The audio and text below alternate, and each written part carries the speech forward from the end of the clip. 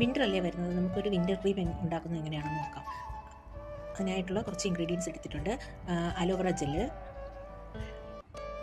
Almond oil, rose water, vitamin E tablet,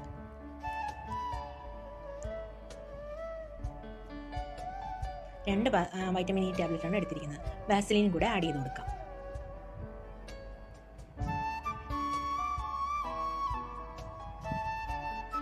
നല്ലതുപോലെ mix ചെയ്തെടുക്കാം. നല്ല ഫ്ലഫി ആയിട്ട് വരുന്ന രീതിയിൽ നല്ലപോലെ മിക്സ് ചെയ്തെടുക്കാം.